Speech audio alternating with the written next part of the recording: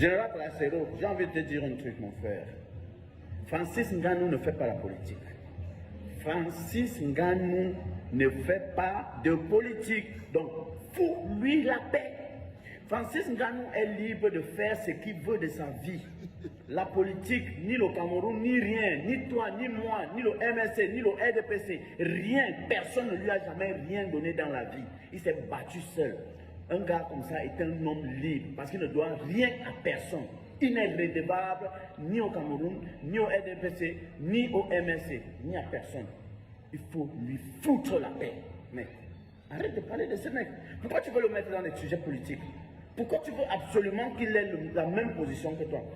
Et à un moment, j'ai l'impression, mon frère, j'ai vraiment l'impression, Bassero, j'ai l'impression que tu es bipolaire. On ne reçoit pas Ngannou au Cameroun, on ne l'honore pas, tu te plains. Tu trouves toujours un mot à dire. Aujourd'hui, on honore Ngannou pour aller être le parent des jeux extrascolaires, tu as toujours un mot à dire. Man, c'est quoi? Ça va pas, le chanvre là te dérange beaucoup. Oh. Amen. Calme-toi. Oh. Calme-toi. Tu ne peux pas parler de tous les sujets.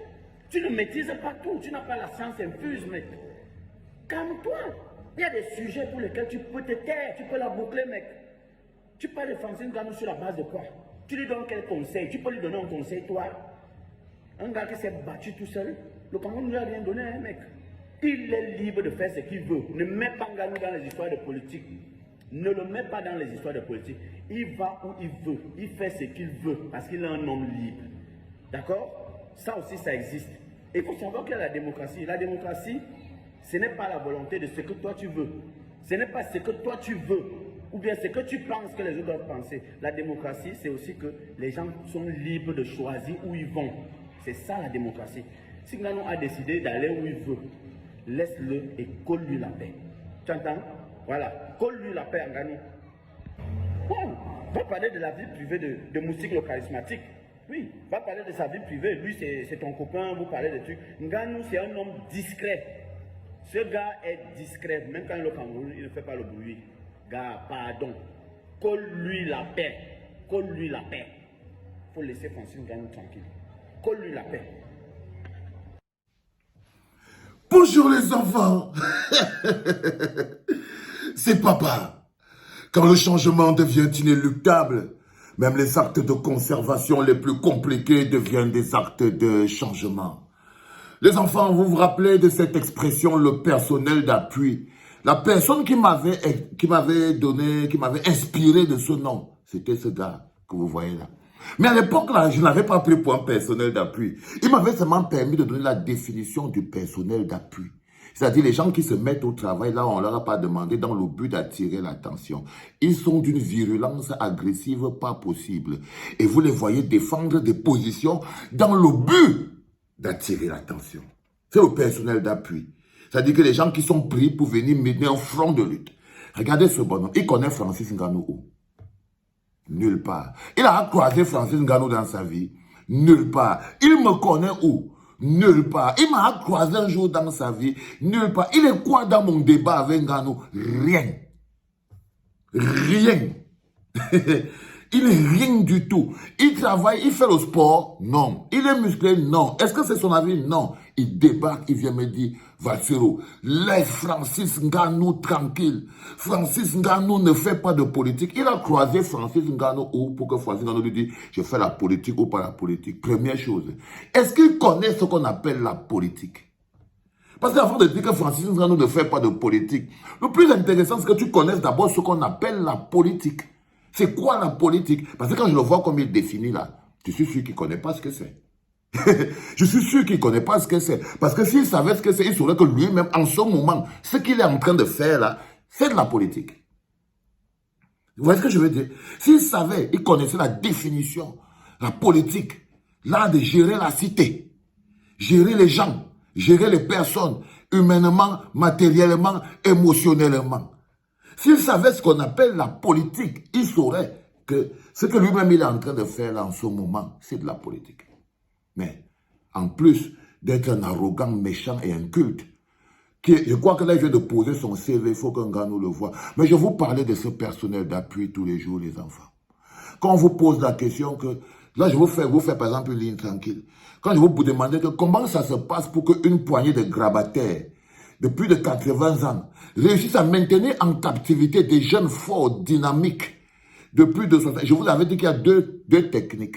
D'abord, il faut qu'ils dressent les jeunes les uns contre les autres.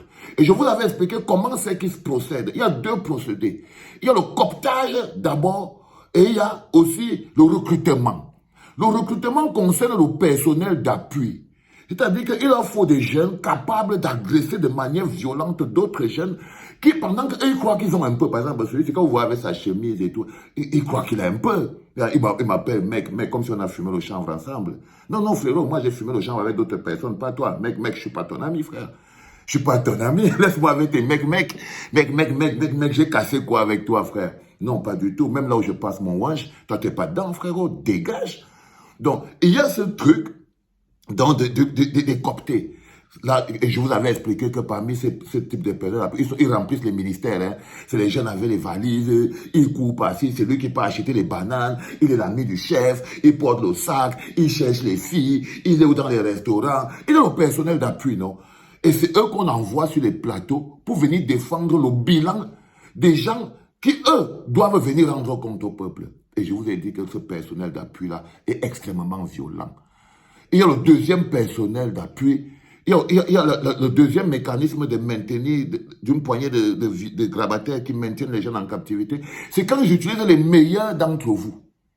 Parce que non seulement ils ont d'abord ce qu'ils prennent en leur donnant presque le travail, mais presque pas, comme celui-ci, et puis ils prennent les meilleurs d'entre vous pour pouvoir fragiliser votre détermination. Les meilleurs d'entre vous, vous au Cameroun, c'est les Ngano, par exemple. En ce moment, Ngano, c'est le personnel d'appui.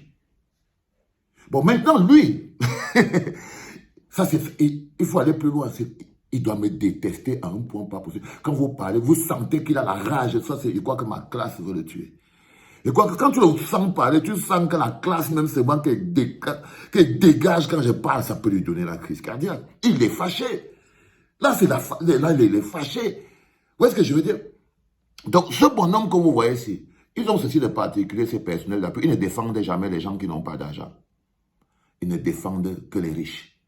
Ce type de personnel d'appui que vous voyez ici, ils ne défendent jamais les gens qui ont l'argent, qui n'ont pas d'argent. Sa sœur, Ngona Poloni, tu entends, non, mon petit, s'est levée pour aller dire que arrêtez de verser les poubelles partout, pour décrier l'insalubrité dans Yaoundé, la saleté dans Yaoundé.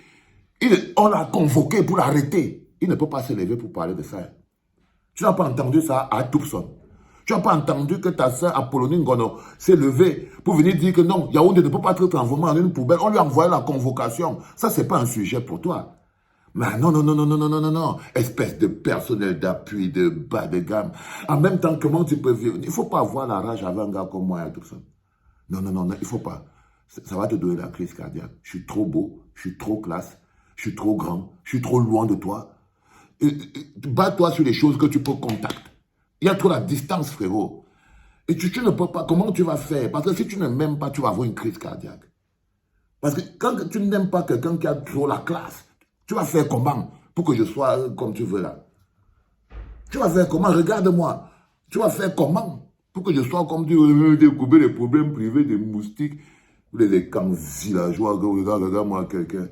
Et je voulais dire, remarquez bien sûr, ça c'est par exemple un écran. Quand vous entendez un écran parler de Valsero, regardez son visage. Il noircit d'abord. Il commence à taper la bouche. Il y a un mélange de jalousie là-dedans. Quand il y a des... Par exemple, lui-là, c'est un atout, ça doit être un étonne. Quand vous le voyez, il fait comme si lui et moi, on a fumé dans une brousse ensemble. On n'a pas fumé ensemble, mon frère. Excuse-moi, occupe-toi de tes affaires. Je suis désolé. Et si c'est ça tes affaires, je n'étais pas au courant. Je n'étais pas au courant. Francis Ngannou ne fait pas de politique. Va apprendre ce qu'on appelle la politique sale ingrat. Et maintenant, l'autre truc important que vous voulez te dire, tu vois, il faut avoir un peu de grandeur. Ta sœur, plus coriace que toi, plus forte que toi, Ngona Poloni, une femme, elle est au Cameroun en train d'affronter la police pour les poubelles. Enfin, tu viens t'aligner, donner tes fesses à Francis Ngannou. Ngannou ne tape pas les fesses des garçons. Hein. Au moins, il y a une chose que Ngannou peut te dire, monsieur Atoupson, c'est que Ngannou préfère les filles. Tu peux tourner autant que tu peux faire tes conneries que tu fais là. Je crois qu'au moins là, on est d'accord, c'est qu'il préfère les filles.